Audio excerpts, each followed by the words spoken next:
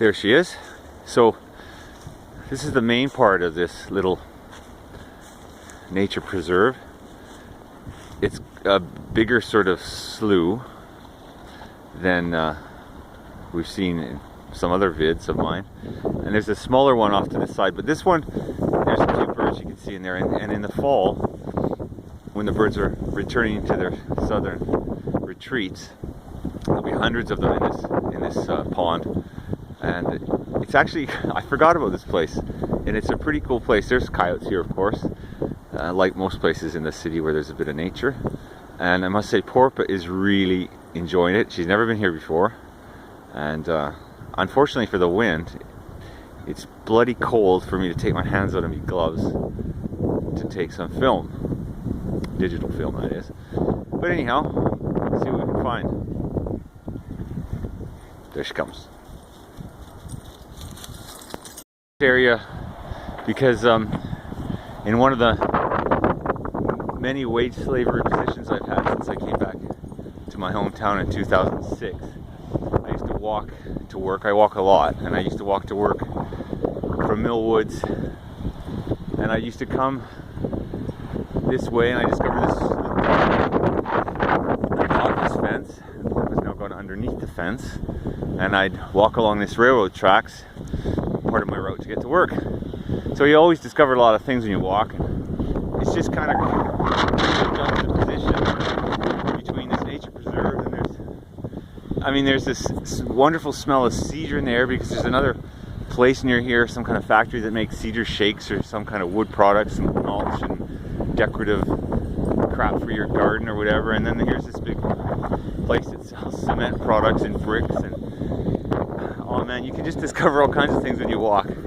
I haven't found any hobo encampments in this preserve though, but hey, this is a pretty good spot. Maybe I'll set up camp here one day pretty soon. Maybe on that island. A little bit of privacy, eh? Okay, let's see what we can find. I haven't seen any real interesting wildlife except for those birds, but there's always hope. Well, I'm stopping to read this little information sign, and this place is actually called Roper Pond, and it tells me that it's a constructed wetland, and the water enters from the Mill Creek drainage basin. The basin is an area of land that contains both rural and city development. A forebay receives the water from Mill Creek. Particles in the water settle out to the bottom of the forebay, partially cleaning the water. Water is slowly released from the forebay into the marsh through an underground drainage pipe and control structure. Water flow is slowed down, and water gradually circulates throughout the marsh. So that's kind of cool. Constructed nature preserve that serves a function, and I guess it pays to read the signs once in a while. I've walked around here a million times, and I never knew this place was called Roper Pond.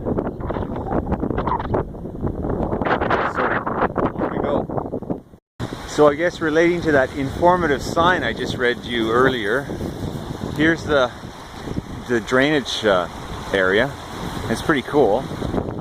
It's like a proper little stream here. I don't know if you can hear that lovely sound above the horrible wind noise, but it's very cool. There's the old Porpa. And I've lived in a few cities in my life, in Canada and Europe, and one thing about Edmonton is it's got so much green space, and I don't just mean 100 square meter patch of lawn that they slap a park name on, call it Portnoy's Park or whatever, but proper nature like this where there's wildlife. And that is one thing that I have to give my hats off to the city managers, because they certainly don't know how to build roads or public transportation network. We do have an amazing amount of nature here, and that's just awesome. And it's really cool, sort of. A little bit of trivia. That building over there is Intuit, the back of Intuit, which is a fairly major software company in Canada. They make all kinds of tax software, and apparently it was founded by some chap I went to high school with briefly before I moved to the Lower Mainland, British Columbia. And well, they back right onto this thing, and it's one of those software companies where they have gates onto this nature preserve, and they come walking here, and they have all that sort of software kind of stuff inside there, and it's a hugely successful company. And it's just a bit of trivia. I don't know why I'm telling you that, but so this is the other part of this little marsh area. This is the first pond. This is what they call the forebay, which then drains into that bigger pond. So, and there's always less birds here for some reason. There's only a couple ducks out there. So now I understand how this marsh works, and so do you.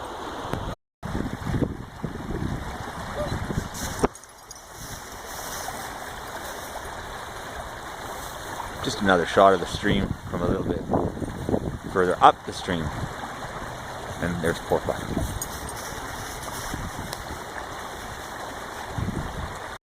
And here's the other side, the business end of that drainage pipe. You can just see it there, I guess. That water looks pretty yucky. It's all murky and muddy, and well, I guess it has to start off somewhere before it's filtered.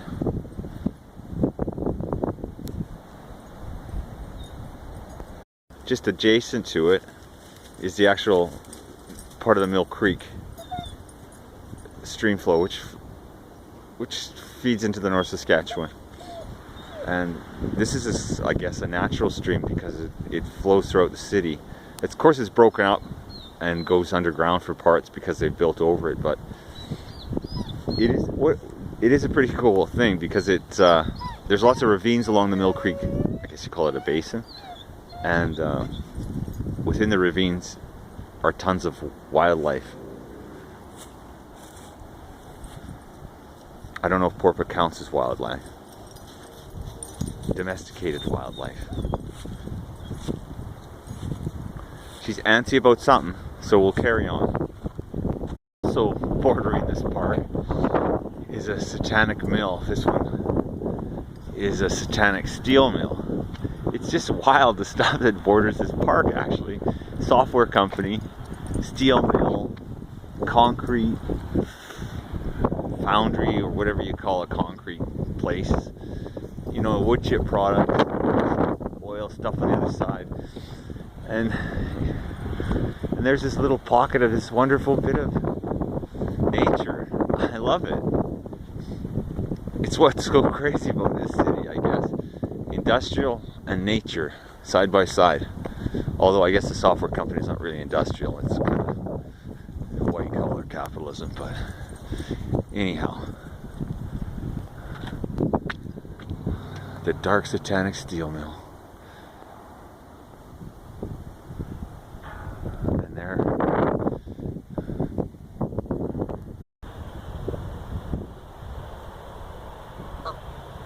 It's a Mexican standoff.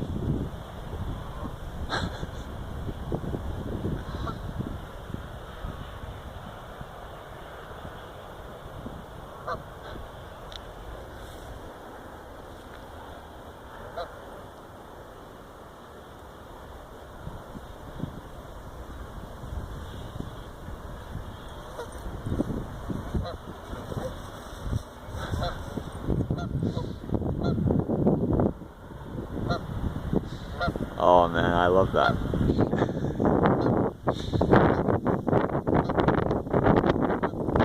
So this is the other view of the forebay from the opposite side of where the stream drains into it. And I don't know, I'm going to be a little bit personal here. Put my ugly mug back on the camera. There's Porpa. She's a gorgeous dog, isn't she? She really is.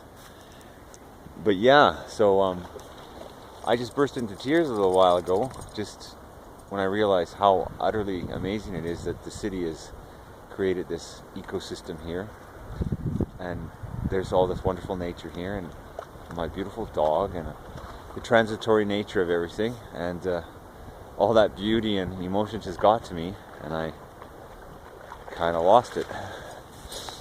And there she is. Isn't she gorgeous? And so is this little place. I love it. It's really, really beautiful, and I just want to share that with whoever wants to see this. probably like 2 people. But whatever. And there. Go, Porps. Go.